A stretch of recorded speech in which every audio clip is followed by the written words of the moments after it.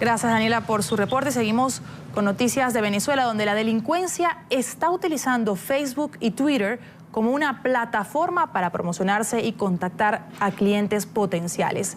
Así lo reveló el ministro de Relaciones Interiores, Gustavo González, quien precisó que unas 39 bandas criminales están siendo investigadas por estas causas. Según las autoridades, los delincuentes utilizan diferentes cuentas para subir imágenes en las que presumen sobre sus armas y también su accionar violento.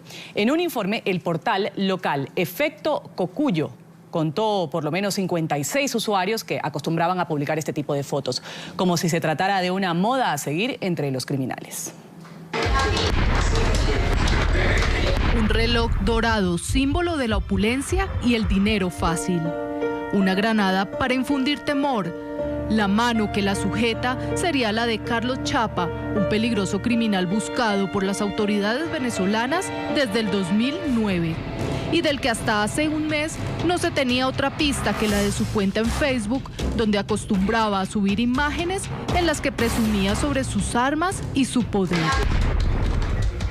Para los que quieran explotar conmigo. Esto escribió Chapa en las redes sociales el pasado 10 de junio antes de cerrar su cuenta. Es que Facebook parece haberse convertido en una plataforma para que los delincuentes pongan a circular fotos y mensajes sobre su accionar violento. Según un informe del portal Efecto Cocuyo, al menos 56 usuarios, entre perfiles personales y grupos, suelen publicar fotos con armas, dinero, joyas y camionetas. Así, unas 39 bandas criminales estarían utilizando las redes sociales para promocionarse y contactar a clientes potenciales, también para infundir temor en sus víctimas. No es fácil llegar a ellos, pues tienen códigos y reglas para poder penetrar en esas organizaciones. Gustavo González López, ministro de Relaciones Interiores, aseguró que en medio de las investigaciones ya se han identificado varios perfiles en Facebook y Twitter. El siguiente paso es encontrar a quienes manejan las cuentas. Entonces, las imágenes subidas por ellos mismos a la red podrían convertirse en su propia trampa. A esta hora establecemos contacto en Caracas con Luis Cedeño, sociólogo y portavoz del Observatorio del Delito Organizado de Venezuela. Señor Cedeño, muy buenos días y gracias por acompañarnos aquí en la mañana de NTN 24. Sí, gracias. Buenos días, Carmen, Ruth. Escuchando justamente esa introducción sobre la presencia de los grupos criminales en las redes sociales, hay que observar cuál sería la motivación de estos grupos para estar allí. Nosotros hemos evaluado largamente estos grupos y básicamente el respeto que puedan comandar dentro de su mundo delincuencial entre grupos similares parte justamente de ese tipo de, digamos, de promoción de sus habilidades, de promoción de las armas que portan, de promoción de los actos que realizan. Ya hemos observado cómo de aquí a unos años se han desarrollado estas megabandas donde realmente tienen una gran cobertura geográfica y por supuesto esa megabanda que se origina en ese modelo también carcelario de los pranes en Venezuela, que también han generado toda una subcultura dentro de las redes sociales, es una forma de promoción para que su grupo criminal se vea exaltado dentro del mundo criminal en general. Ahora, señor Cedeño, ¿ante qué situación nos estamos enfrentando? La delincuencia en Venezuela está desbordada en las calles y por lo que acabamos de ver en nuestro reporte también en las redes sociales. ¿Cómo se puede atacar ese tipo de actividades? El ministro ha dicho que ya estaban investigando, que pues para ellos no es nada, no es una sorpresa la revelación de la existencia de estas bandas en las redes sociales. Pero ¿qué medidas se pueden tomar realmente para evitar que las bandas sigan mostrando y sigan creciendo y aumentando su poder e incluso captando a nuevos miembros a través de las redes sociales?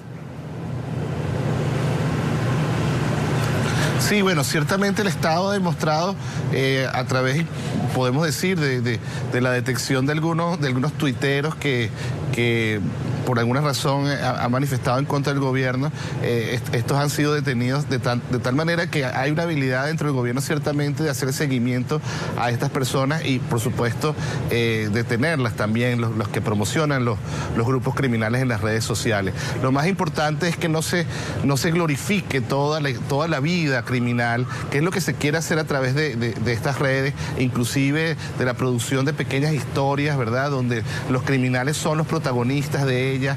Y en Venezuela hemos llegado al punto de que existe inclusive una llamada corte malandra, como una suerte de íconos, ¿verdad?, a los cuales los mismos delincuentes les rinden pleitesía y algún tipo de creencia en que estos pueden protegerlos en el más allá. Toda esta cultura o subcultura del delito, por supuesto, tiene una gran salida en las redes sociales y lo que hay que hacer básicamente es que estas subculturas, por supuesto, sean minimizadas en lo posible para que no se conviertan en un modelo de seguir a los jóvenes de Venezuela. Esta moda de colgar elementos y hechos violentos a través de redes sociales, quisiera preguntarle yo, sociólogo, ¿qué efecto pueden tener en quienes llegan a seguir o tener acceso en estas páginas? También hacerle la pregunta del llamado que deben tener los padres, los maestros, los educadores, además de la justicia, pues para controlar, para que los jóvenes y niños que puedan tener fácil acceso a estas páginas, pues no se dejen deslumbrar por hechos violentos. Sí, ciertamente el tema de publicitar actos violentos en Venezuela es ilegal, es apología al delito y hay que decirlo, no solamente los que cuelen este tipo de materiales en las redes, pero también los que las consumen, y particularmente podemos referirnos al trata de personas y trata de niños en temas sexuales que hemos tenido ya en Venezuela, que a través de los teléfonos inteligentes pueden estar filmando a menores de edad en actos lascivos. Hay que decirlo también, no solamente el que produce y el que guinda los contenidos en Internet es hallado culpable bajo los esquemas de la justicia venezolana, sino también el que lo consume. Entonces es muy importante que tanto padres, representantes y como usuarios estemos claros de que este tipo digamos, de contenidos en Internet, a partir de repente de la propia, digamos, curiosidad que pueda llevar a verlo, es importante de que su consumo no sea masivo y que se convierta inclusive para los consumidores en un acto delictivo.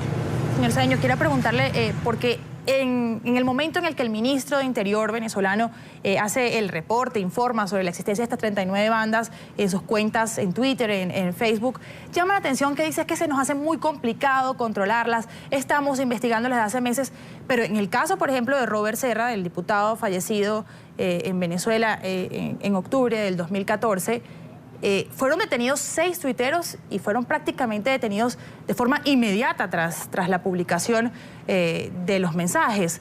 ¿Cómo ver esto? En aquel momento se pudo detener de forma inmediata a los responsables de escribir determinados tweets y ahora de repente se les hace complicado. ¿Realmente es tan complicado atacar este tipo de situaciones?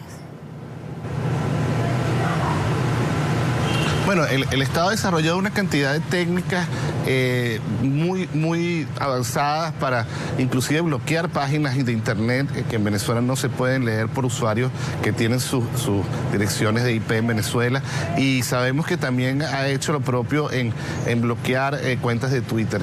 Entonces sabemos que hay la capacidad dentro del Estado para llegar a estas personas. Creemos que lo que falta quizás es un poco de voluntad política para ir restringiendo ciertamente a estos grupos delincuenciales y en sus manifestaciones en las redes sociales. Creo que sí existe la capacidad, creo que existe la tecnología aquí inclusive en Venezuela, porque sabemos que se ha empleado para otros casos que no tienen mucho que ver con el tema de estos grupos criminales, pero ciertamente la voluntad política para ponerle coto a estos grupos tiene que estar allí. Es la misma voluntad política que hace falta para controlar a estas megabandas que están surgiendo en Venezuela y para recuperar parte del sistema penitenciario que también está bajo el control del delito organizado.